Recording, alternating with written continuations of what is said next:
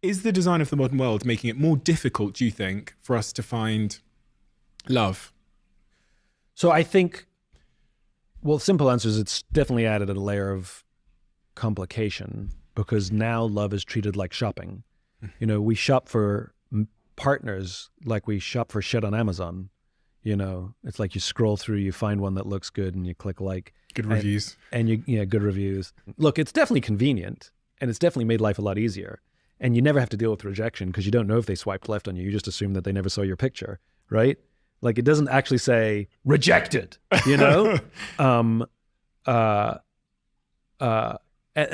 think the problem with it is it's grass is always greener because it's so easy, you know, to just go swiping.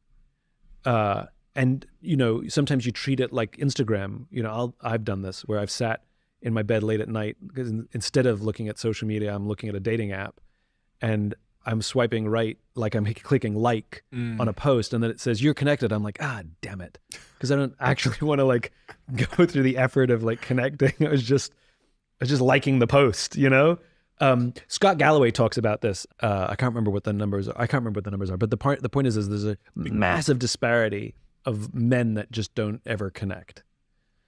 And there's nothing more dangerous in a modern society than a lonely man, right? And if you look at terrorism and if you look at mass homicide and things like that, it's very often a lonely man, you know?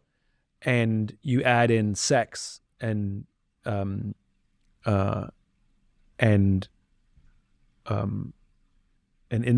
and the Middle East, for example, you know, it's 25% during the height of terrorism, you know, a bunch of years ago, it was 25% unemployment in the region in a shame-based society where you have young men living at home and who aren't employed and they've never had sex because there's no sex before marriage.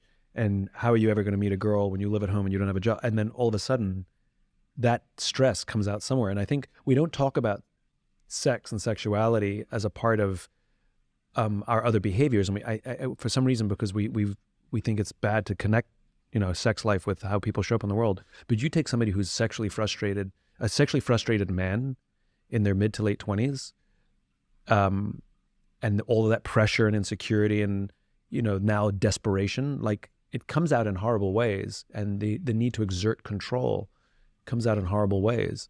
Different conversation. Scott Galloway, I said, you know, has some fantastic numbers on this. So I think, you know, the dating apps aren't necessarily fair. That's one thing, you know? It's not like everybody's going to find somebody. But I do think that there's something wrong with shopping for people. And the thing that I lament about dating apps that's really, and maybe this is just me, because I hate first dates. Oh, God. The worst. But the reason, Why do you hate them? Pre-dating apps, or let's not pre-dating apps, it's just when there's no dating app being used, the way that we traditionally would meet somebody is you meet them at a party, at a dinner party, you meet them at the pub, you bump into them at a museum, you make small talk, or you eye them up from across the room and there's some attraction, and then one of you musters up the courage to go up and start flirting and have a conversation. And at some point you say, can I get your number? I'd love to continue this. And they'll say yes or no. And the flirting and the initial attraction has already happened. And so the first date is actually the first date after the initial attraction and flirting. Now with dating apps, the flirting, the initial attraction, the attempt to court someone is all happening simultaneously on the first date. There's a lot of pressure for a first meeting where, you know, when you meet somebody in IRL, it's like, you know, it's happened. The initial attraction has already happened.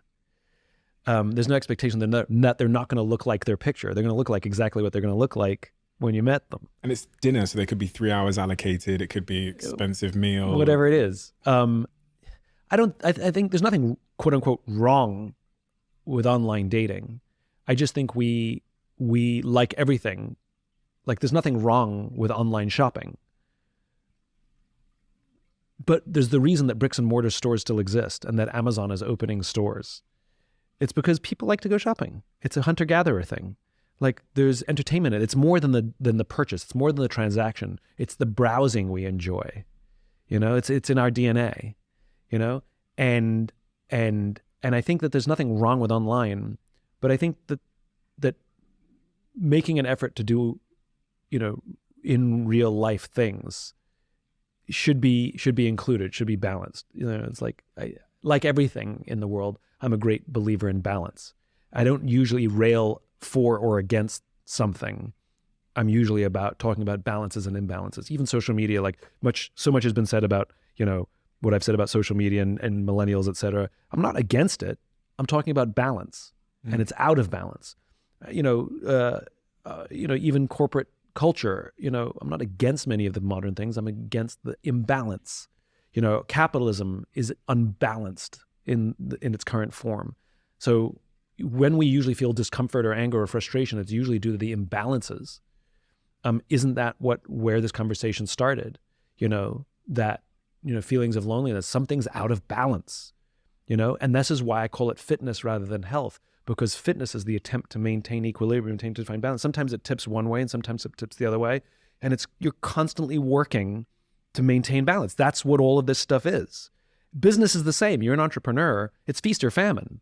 Like, it's never the right amount, you know, and you're constantly working on balance. And I think that's the strongest argument for playing the long game, which is it's always teetering.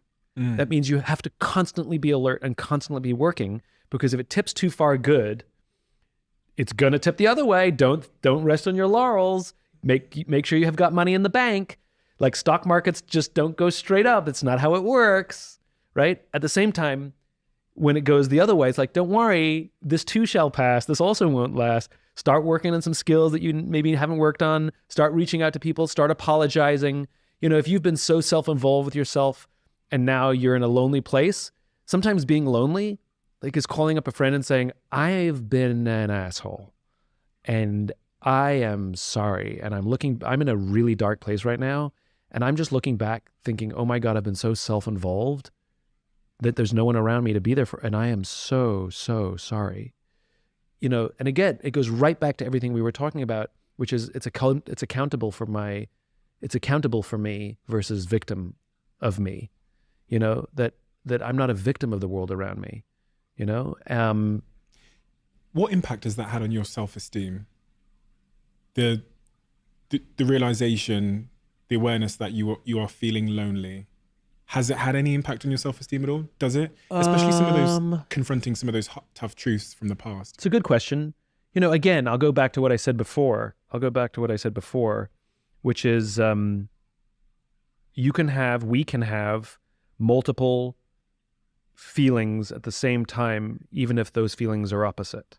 So I can be insecure and confident at the same time, right? Because so much of it is situational, right? I'm not insecure every moment of every day. Of course not. Nobody is. But I'm not confident every moment of every day. Of course not. Nobody is. And if you're stuck in one of those things, then there's a problem. If you really are overly confident every moment of every day with no actual self-doubt in your mind, there's something wrong there. There's some neurodivergence going on there, right? We know this. We know that narcissists are actually filled with self-loathing. You know, for all their bluster and power, they hate themselves, right? We know this.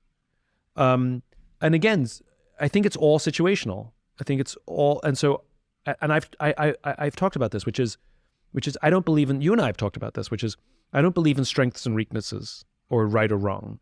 I believe everything is contextual. So, you know, people do these evaluations. What are my strengths? What are my weaknesses? No. What are your characteristics and what are your attributes? And then once you know those things, you have to know in what contexts those characteristics or attributes are advantages and in what contexts those attributes are disadvantages, and work very hard to put yourself in context where you're going to be working to your strengths. So if you have a natural capacity for maths, right, you're just really good. Like, people say out numbers and you just add them up in your head immediately and you don't have to pull out your fingers, right? You're just good at it, right? Put yourself in a situation where that's an advantage. If you are maths, like, incapable, don't become an accountant, no matter how many people tell you it's a good thing to become an accountant, right? It's just not going to go well for you. So you can go down the list of our personal attributes. And I have attributes where, for example, I think out loud. Is that a strength or a weakness? Context dependent. Context dependent, right? put me on a stage, ask me a question, let me wax philosophical, give me a podcast on a microphone, give me one question, and 4 hours later, I'm still talking, advantage, right? Sit me down on a team when I'm having a team meeting and somebody says something and I'm thinking out loud, I'm now dominating the meeting. Maybe I need to learn how to scale that back a little bit. If you love the Diary of a CEO brand and you watch this channel, please do me a huge favor. Become part of the 15% of the viewers on this channel that have hit the subscribe button. It helps us tremendously, and the bigger the channel gets, the bigger the guests.